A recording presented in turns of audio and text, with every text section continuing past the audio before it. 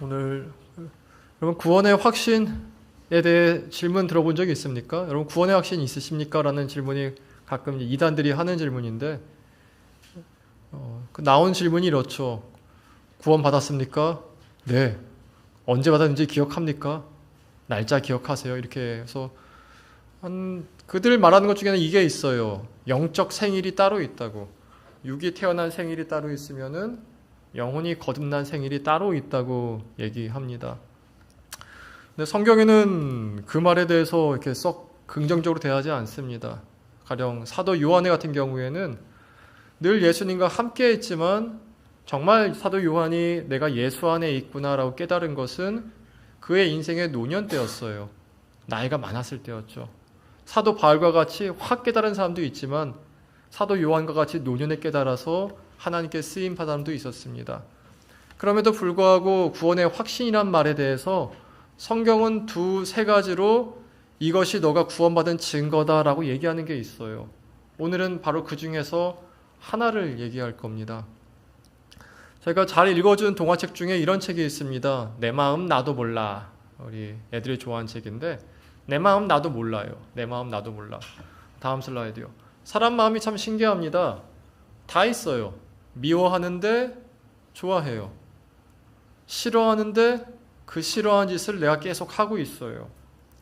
착하게 선하게 살고 싶은데 또 마음 한쪽에는 악하고 추악하게 살고 싶어요. 아름답게 살고 싶은데 더러운 것이 즐거워요. 생명을 살리는 고귀한 일에 참여하고 싶은데 때로는 지나가는 개미를 보면은 발로 짓밟아 죽이고 싶죠. 참 신기합니다. 또 이게 영적인 삶도 동일한 것 같아요. 하나님 사랑하고 싶은 마음이 내 안에 있는 동시에 하나님 사랑하는 것보다 내 마음대로 살고 싶어요. 하나님 순종하고 싶은 마음이 동시에 있는 동시에 있으면서도 하나님 미워요. 버리고 싶어요. 그런 마음이 같이 있죠. 이 죄에 대해서 후회해요.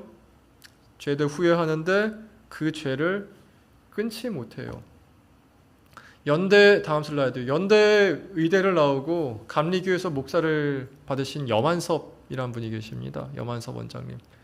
저분이 수동연세요양병원이라고 있는데 저 호스피스 하시는 사역하시거든요. 요즘은 좀 다르신 것 같은데 저분의 병원에 이제 요양하러 오신 대부분의 에이즈 환자들이 저분이 얘기하면 그렇습니다. 대부분이 아니라 100%가 남자입니다.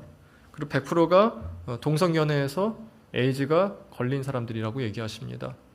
그 사람들은 이미 에이즈가 걸릴 대로 걷고 몸이 망가질 대로 망가져서 동성애 보기에도 성적 매력이 전혀 없어요. 그렇기 때문에 이제 동성간에서도 이렇게 터부시 당한 그런 사람들이 마지막에 오는데 대개 이야기를 자기는 진짜 동성애에 질렸고 에이즈 때문에 너무 혐오스럽습니다 얘기하지만 저 병원에 와서도 동성 간의 성관계를 하다가 발각된 경우가 종종 있다라고 저분이 인터뷰에서 얘기했습니다.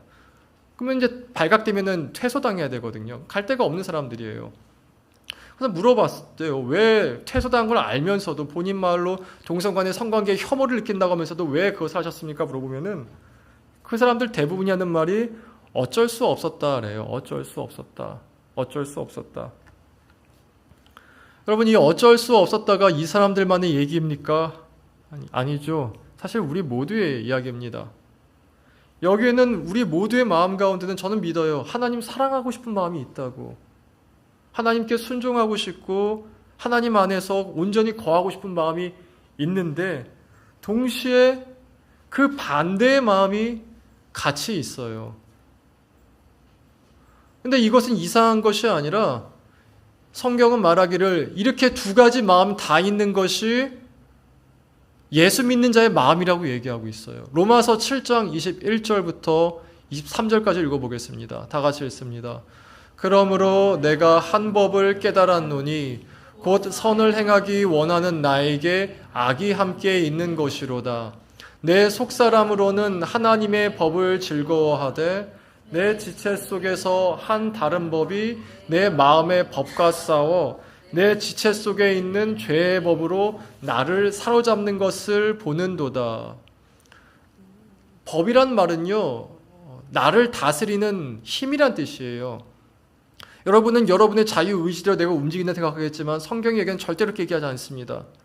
여러분의 한 가지, 여러분 예수 믿던 믿지 않든 간에 무언가 나를 다스리고 있다 얘기예요. 그런데 예수 믿는 나에게 하나가 있는데 선을 행하기 원하는 마음이 내게 있어요. 하나님께 나아가고 싶은 마음이 있어요. 하나님께 더 깊이 기도하고 더 깊이 만나고 더 깊이 깨닫고 더 깊이 순종하는 마음이 있는 동시에 내 안에 악도 같이 있다는 거예요. 악. 이 악이 나를 다스리고 있어요. 내 속사람이라고 22절 써 있는데 속사람은 영혼이란 뜻입니다. 내 영혼은 하나님의 법을 즐거워해요. 내 영혼은 기도가 즐거워요. 내 영혼은 주 앞에 나와서 말씀 보고 그 앞에 순종하는 게 즐거워요.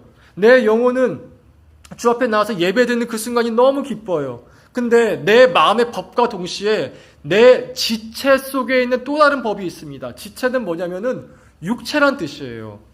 내 육체 안에는 내 마음의 법과 싸우는 또 하나의 힘이 있는데 그 힘은 죄의 법입니다. 이 죄의 법은 예배드리는 게 불편해요. 하나님 말씀이 불편해요. 기도가 불편해요. 순종이 불편해요. 미워하는 게 편해요. 하나님 하는 것보다 나 스스로 있는 게 더 편해요. 근데 이 둘이 어떻게 해요? 싸우고 있다고 얘기해요. 싸우고 있어요. 그 싸워서 누가 이겼습니까? 23절에 보니까 내 마음의 법과 싸워 내 지체 속에 있는 죄의 법이 나를 사로잡고 있다라고 바울이 얘기합니다. 여러분들 얘기뿐만 아니라 사도 바울의 얘기예요. 하나님 말씀에 순종하는 게 좋은데 술도 즐거워. 하나님 말씀에 순종하는 게 좋은데 남이 험담하는 게 즐거워.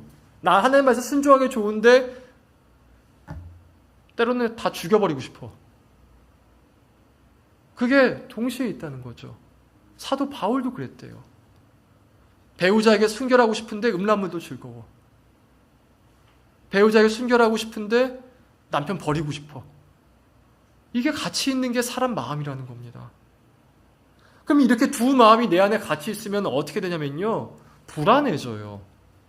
그리고 의심이 돼요. 내가 정말 그리스도인이 맞는가? 내 안에 이런 죄된 마음이 있는데 이렇게 사는 삶이 맞는 것인가? 네가 또 내 안에 소리가 들리죠. 스스로 얘기해요. 네가 무슨 믿는 자야? 거짓말장이지. 네가 무슨 믿는 자야? 믿는 척하는 거지. 그 말이 내 안에서 끊임없이 들려요. 그러니까 스스로가 알아요. 내가 얼마나 겉모습과 속이 다른 사람인지. 그 가운데서 내가 정말 구원받은 게 맞을까? 질문이 들죠. 그 구원받는 게 맞을까라는 질문에서 아까 전에 말씀드린 대로 너는 구원받았어! 라고 이게 있으면 넌 구원받은 거야! 라고 얘기하는 두세 가지가 있어요. 많지 않아요. 이 두세 가지 여러분 좀 외웠으면 좋겠어요. 그래야지 내 마음을 내가 붙잡을 수가 있거든. 그 두세 가지 중에 하나가 오늘 본문에 나와요. 하나가. 우리 19절 읽어보겠습니다. 19절 다 같이 읽습니다. 이로써 우리가 진리에 속한 줄을 알고 또 우리 마음을 주 앞에 굳세게 하리니. 이로써라면 그 앞에 뭐가 있다는 얘기거든요. 그 앞에 있는 것이 나에게 있다면은 그 앞에 있는 것이 내가 어떤 모습이든 내가 어떤 삶을 살아가든 간에 그것이 반복되는 게 아니라 그런 모습이 한 번씩 툭툭 튀어나온다 할지라도 툭툭 나온다 할지라도 이것을 붙잡으려고 내가 하고 있는 것이 있다면은 그게 너가 진리에 속해 있다는 증거다. 그게 너의 마음이 주 앞에서 굳세게 할 거란 증거다. 이 굳세게 하다가요 참 재밌어요. 신약 쉬운 성경에 보면 이렇게 써 있습니다. 다음 슬라이드요. 하나님 앞에서 평안하게 될 것이다. 하나님 만나는 게 죄송스러운 게 아니라 평안해져요. 하나님 만나는 게 어떻게 될까요? 여러분 당장 내일 죽어서 하나님 앞에 선다고 했을 때 되게 두려운 사람도 있을 것이고 기쁜 사람도 있을 것이고 또 하나님이 내 삶을 모두 다 알고 계신다는 게 하나님은 알아주셨군요 하는 사람도 있을 것이고 하나님 이것만은 하는 사람도 있을 것인데 이것 하나가 있으면은 이것 하나가 우리 마음을 평안하게 만든대요. 내가 하나님의 자녀가 맞구나. 이게 뭐냐면 18절에 나와요. 우리 18절과 19절 다 같이 읽어보겠습니다. 자녀들아, 우리가 말과 혀로만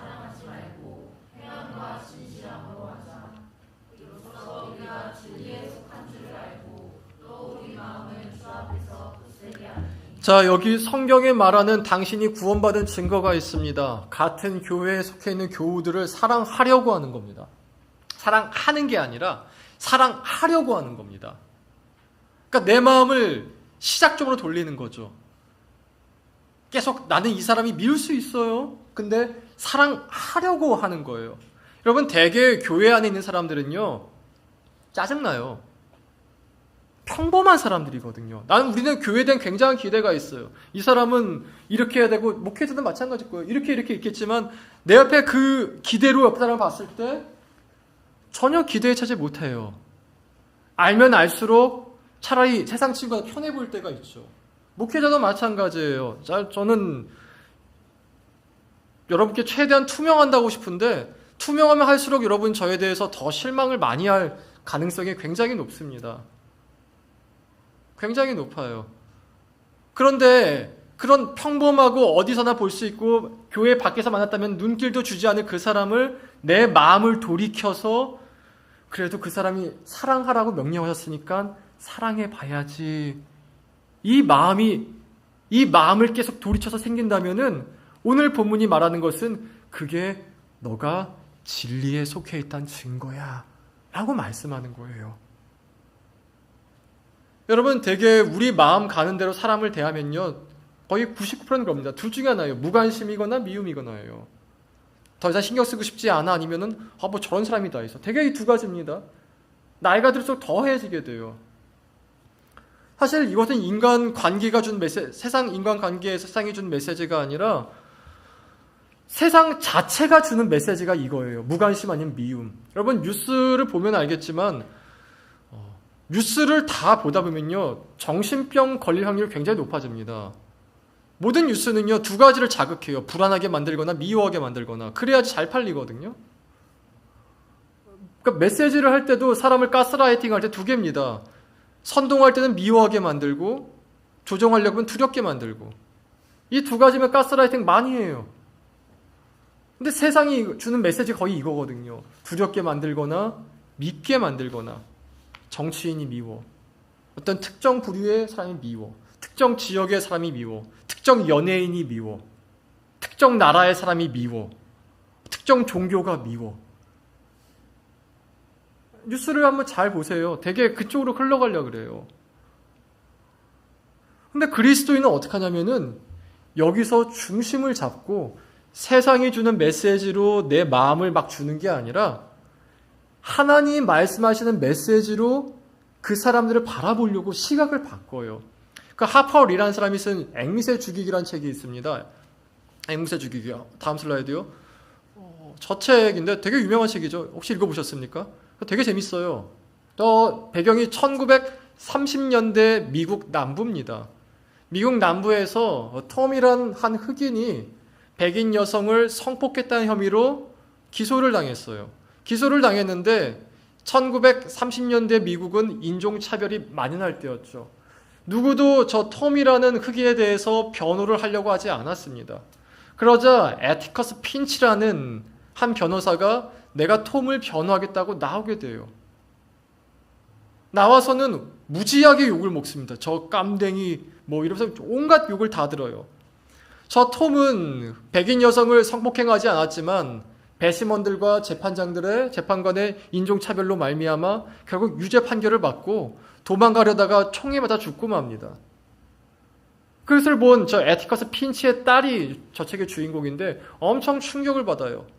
동시에 자기 아버지인 애티커스 핀치가 같은 마을 사람들로부터 흑인을 변호했다는 이유로 엄청난 비난을 받자 이 딸이 제니 핀치가 그랬는데 그 딸이 너무 화가 나가지고 백인들을 미워하게 됩니다. 같은 백인들을요. 그렇게 미워하는 자기 딸을 보면서 아버지 애티커스 핀치가 하는 말이 있어요. 그들을 미워하면은 그들이 이기는 거야. 그들이 미워하면은 그들이 이기는 거야. 미움에 내 마음을 내어주지 마. 이 아버지는 계속 마을 사람들에게 미워하는 메시지를 받고 있지만 이 아버지의 마음에서 주로 듣는 메시지는 주위 사람들의 메시지가 아니라 하나님 말씀이었던 거예요. 여러분, 이 이야기를 들으면서 어떤 생각이 드셨습니까? 누가 생각이 났습니까? 저건 소설인가 가능하지, 나는 이렇게 하기엔 너무 지치고 에너지도 없어, 이렇게 생각 드셨습니까? 맞습니다. 사실 우리는 사랑할 힘이 없어요. 사랑할 힘이 있었으면 좋겠는데 사랑할 힘과 능력 둘 다 없습니다. 그러나 우리가 할 수 있는 것 딱 한 가지가 있어요. 그건 뭐냐면은 사랑하려고 시작하는 거예요. 시작만 하면 됩니다. 마음을 돌이켜 시작만 하면 돼요. 작심 3시간, 작심 3일, 작심 3분, 3분마다 한번 시작하십시오. 내가 시작하면은 그 뒤는 주님이 만들어 가세요. 그러니까 오늘 본문에서도 얘기하는 게 그거예요. 너가 계속 사랑하지 못하면 그게 아니라 미움에서 벗어나 사랑하려고 시작만 하더라도 그것이 너에게 진리 속에 된 증거라는 겁니다. 다음 슬라이드. 빅토르 위가 찍은 레미제라블 몇 번 얘기했었죠. 얘기 다 아실 겁니다. 장발장 빵 하나 훔친 죄로 18년간 복역하다가 미리엘 신부의 은혜로 마음을 되찾고 시장도 되고 또 공장장도 되죠. 하지만 그에게 그를 끊임없이 쫓아다니던 하나의 형사가 있었죠. 자베르 형사. 어떻게든 장발장을 법의 올가미로 싸서 다시 깜빵으로 보내려고. 그러다가 1749년인가요? 몇 년인가요? 19년인가요? 프랑스 대혁명이 일어납니다. 대혁명이 일어나서 자베르 형사가 혁명군의 스파이로 들어가게 되죠. 들어갔다가 혁명군에 들키게 됩니다. 그래서 처형을 낳게 되는데 공교롭게도 이 혁명군이 그 처형을 장발장에게 맡기죠. 네가 죽여라. 장발장이 자베르를 데리고 어느 숲에 들어갑니다. 숲에 들어가서 뒤를 돌으라고 해요. 뒤를 돌으라고 하고서는 칼로 팔에 수갑을 끊어줍니다. 그리고 이렇게 얘기해요. 저는 당신을 미워하지 않습니다. 아니, 미워하지 않기로 결정합니다. 가서 자유하게 사십시오. 그리고 보내줘요. 여러분, 이 소설에서 빅토르 위고가 계속 얘기하려는 건 이거예요. 사랑도 미움도 시작은 내가 결정한다는 거예요. 내가. 그런데 그 시작에 따라서 계속 나를 그쪽으로 밀어붙이는 존재가 있습니다. 미워하기 시작하면은 그 뒤로 마귀가 있어서 계속 그 사람을 미워하게 만들려고 해요. 반면에 사랑하기로 결정한다면은 그 뒤에 하나님이 함께 하셔서 계속 사랑하게 가도록 계속 힘을 주세요. 계속. 20절 후반부에 보니까 이렇게 써 있습니다. 다 같이 읽습니다. 하나님은 우리 마음보다 크시고 모든 것을 아시기 때문이라. 저 모든 것을 아시기 때문이라를 메시지 성경인가 쉬운 성경에 보면 이렇게 써 있어요. 하나님은 당신보다 당신의 마음을 더 잘 아십니다. 여러분, 내 마음 나도 몰라요. 아까 설교 전에 말씀하신 대로. 내 마음에 선과 악이 같이 있기 때문에 막 양쪽으로 끌어당기거든요. 미운데 좋고 싫은데 같이 있어야 될 것 같고.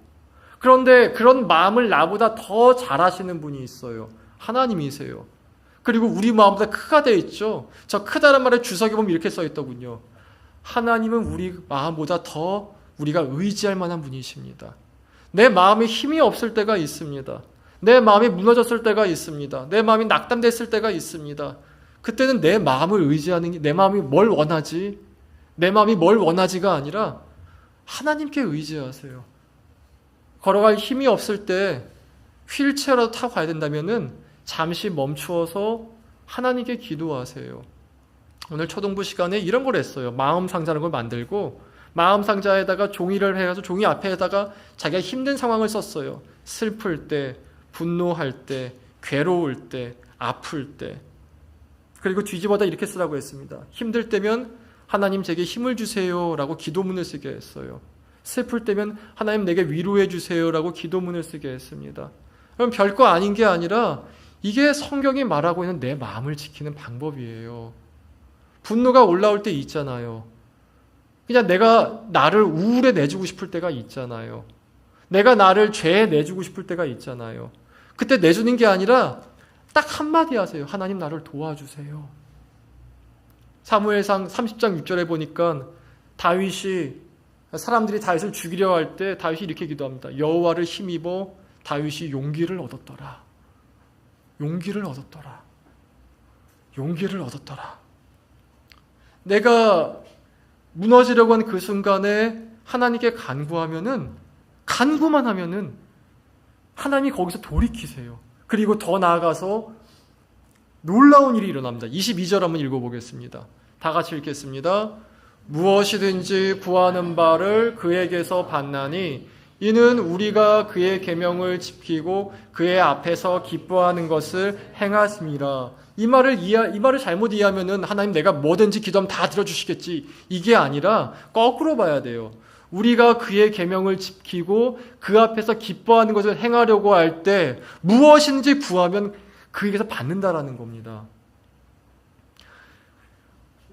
2003년쯤 나왔던 것 같아요. I can only imagine이라는 찬양이 있습니다. 들어보신 분이 있을 거예요. 다음 슬라이드요.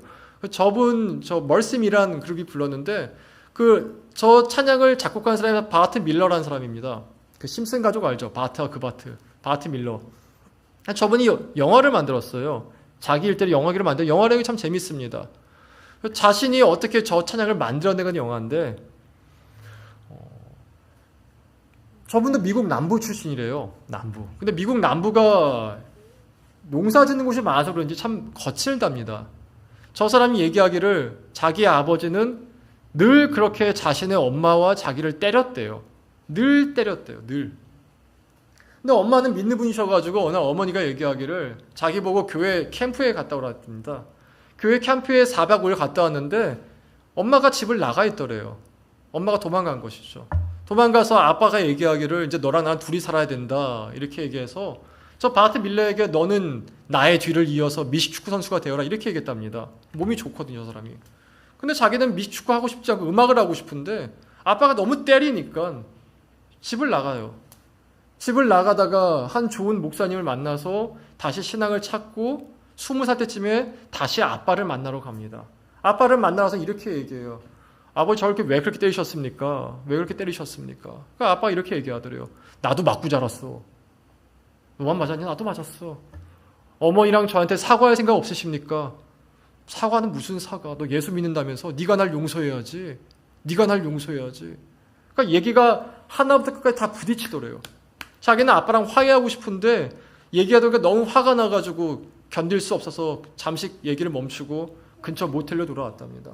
돌아와서 기도하는데 이렇게 기도가 나오더래요. 하나님, 정말 아빠랑 화해하고 싶은데 이 상태로 못할 것 같아요. 제발 길 좀 열어주세요. 그 기도를 한 다음에 아빠한테 연락이 왔대요. 내가 췌장암 말기다. 이제 얼마 남지 않았으니 뭐 네가 알아서 해라. 근데 그 얘기를 듣고 다시 아빠는 찾아갑니다. 찾아가서 그냥 시독자는 얘기했대요. 아버지 뭐 지금도 맥주 좋아하십니까? 없어서 못 먹지. 뭐 이렇게 얘기. 콜라 좋아하십니까? 아유 콜라 좋아 췌장암 걸렸지. 뭐 이렇게 얘기를 하더래요. 근데 하다가 갑자기 아빠가 미안해 이러시더래요. 미안해. 갑자기 미안해. 내가 널 때린 게 정말 미안해. 미안해. 그리고 나서 이 바트도 얘기했다는 거죠. 아버지 죄송해요. 죄송해요. 기도하기 전에는 서로 이 두 부자가 관계가 회복될 여지가 전혀 보이지 않았지만 갑자기 기도하고 나자 계기가 생기더라는 거죠. 화해될 계기가. 그래야 나서 다시 아버지를 용서하게 되었고 그리고 나서 맞는 찬양이 저거래요. I can only imagine. 우린 천국이 아니면은 이렇게 아름다운 거 볼 수 없을 거라고. 여러분 잠언 16장 7절에 보면 이렇게 써 있어요. 한번 읽어보겠습니다. 다 같이 읽습니다. 사람의 행위가 여호와를 기쁘시게 하면 여러분 화목하게 하는 건 주님이 하신 일이에요. 그럼 내가 하는 건 뭐냐면은 지금 나의 삶에서 하나님을 기쁘시게 하는 것이 뭐냐라는 거죠. 가끔씩 교회에서 사이가 안 좋은 사람들을 만날 때가 있습니다. 그럼 제가 가장 먼저 하는 건 무지하게 기도부터예요. 거의 매일 기도합니다. 무지하게 기도하다 보면 그 사람 인생에서 뭔가 딱 하나 생겨납니다. 딱 하나 생겨났을 때 그 이벤트에서 여호와를 기쁘시게 한 선택을 그 사람이 나간다면요. 관계가 회복됩니다. 관계가 화목해져요. 그러나 그것이 아니라 그 이벤트에서 여전히 여러 가지 어쩔 수 없네, 바쁘네, 난 피곤하다는 것으로 하나님이 기뻐하신 일과 상관없이 계속 자기의 삶을 살아가게 되면은 부모님과의 관계건 누구와의 관계건 되게 무너져 있는 대로 그대로 갑니다. 그리고 여러분, 관계가 무너져 있는 대로 그대로 가면요, 구원의 확신 또한 점점 옅어지게 돼요. 내 마음이 감당이 안 되기 때문이죠. 여러분, 누구와 만약에 화해하고 싶으십니까? 내가 가해자든 피해자든 간에 혹은 둘 다든 간에 거기서 여러분이 정말 화목하고 싶다면요, 이거 물어보셔야 돼요. 지금 내 삶에서 하나님을 기쁘시게 하는 반응은 뭘까? 여러분, 인생 거의 다 비슷할 것 같지만 늘 버라이어티예요. 우리 인생은 늘 버라이어티. 막 매일 예기치 못한 것들이 늘 나오죠. 그 예기치 못한 사건들 가운데 물어볼 질문은 하나예요. 하나님, 여기서 주님을 기쁘시게 하는 반응은 뭡니까? 주님을 기쁘시게 하는 반응은 뭡니까? 이걸 알려면요, 기도해 보셔야 돼요. 늘 기도하란 말도 식상할지 모르겠지만 기도는 거의 모든 것의 통로가 돼요. 기도의 결과가 우리 삶에서 나오는 것이지, 기도를 해야 주님이 나에게 뭘 원하시는지, 지금 이게 주님이 주신 시험인지 아니면 그냥 내가 힘든 것인지, 그것이 분간이 갑니다. 근데 기도하지 않으면 이게 분간이 되지가 않아요. 분간이 되지 않으니까 계속해서 힘들죠. 우리 삶에 일어난 일들이 우연이라 생각하십니까? 아니면 하나님께서 인도하신 결과라 생각하십니까? 만약에 우연히 생각하면요, 우리가 뭘 해도 상관없을 거예요. 주사에 돌린다고 내 뜻대로 나옵니까? 그러나 이것이 하나님이 주신 인도라 생각하면요, 반드시 기도로 물어봐야죠. 하나님, 여기서 내가 어떻게 반응하기를 원하십니까? 내가 어떻게 응답하기를 원하십니까? 여기서 주님이 기뻐하시는 것은 어떤 것입니까? 그에 따라서 우리 삶이 일어나는 것이 달라지지 않겠습니까? 여러분, 하나님께서 여러분의 선한 목자라고 믿으십니까? 분 좋은 분이세요. 아마 하나님보다 여러분이 잘 살길 원하는 분이 없을 거예요. 정말 그래요. 하나님보다 여러분이 잘 살길 원하는 분은 없어요. 그 잘 살길 만들기 위해서, 잘 사는 인생이 뭐죠? 마지막에 좋은 인생이 잘 사는 인생이에요.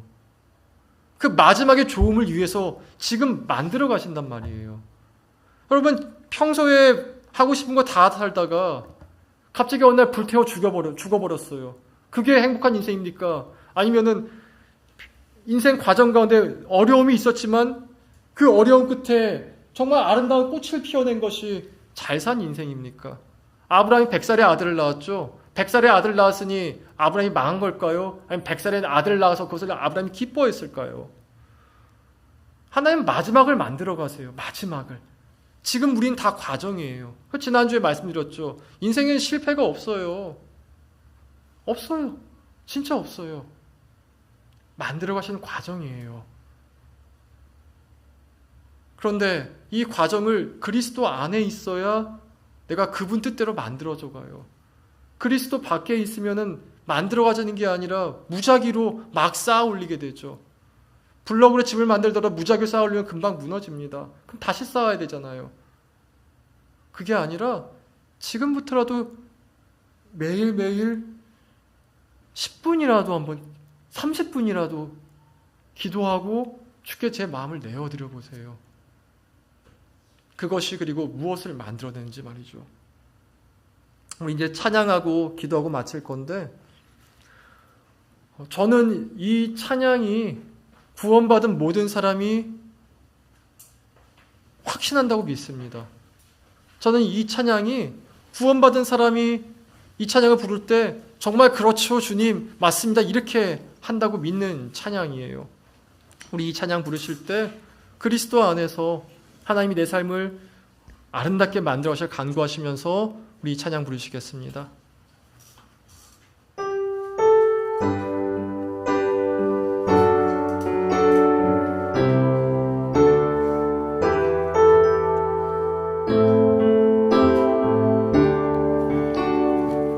나 주님의 기쁨 되기 원하네. 나 나 주님의 기쁨 내기 원하네. 내 마음을 새롭게 하소서. 새 부대가 되게 하사 새 부대가 되게 하여 주사. 주님의 빛 비추게 하소서. 나 주님의 기쁨 되기 원하네. 나 주님의 기쁨 되기 원하네. 내 마음을 새롭게 하소서. 새 부대가 되게 하여 주사. 새 부대가 되게 하여 주사. 주님의 빛 비추게 하소서. 내가 원하는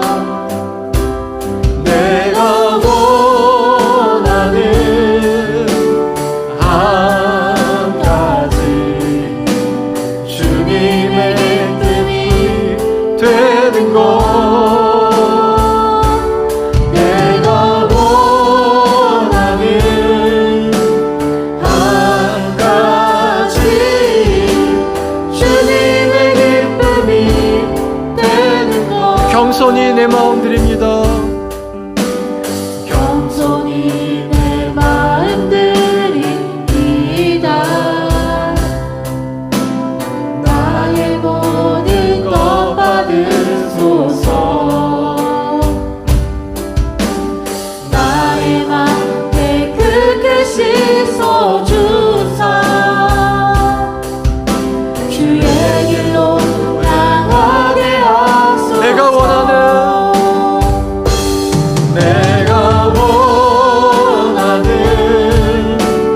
한 가지 주님의 기쁨이 되는 것. 내가 원하는 한 가지 주님의 기쁨이 되는 것. 반주해 주시고요. 우리 기도합시다. 여러분, 지금 여러분이 있는 그 자리에 인도하신 분이 주님이라고 믿으십니까? 여러분, 욕심 때문에 거기 가 있는 거 아니에요. 주님의 인도라고 믿으셔야 돼요. 왜냐하면 그분이 우리보다 크신 분이기 때문에 그렇습니다. 그러면 주님의 인도로 지금 그 자리에 있는데 거기서 무엇을 하는 것이 어떻게 어떤 태도든 어떤 행위든 어떤 마음으로 있는 것이 하나님을 기쁘시게 하는 걸까요?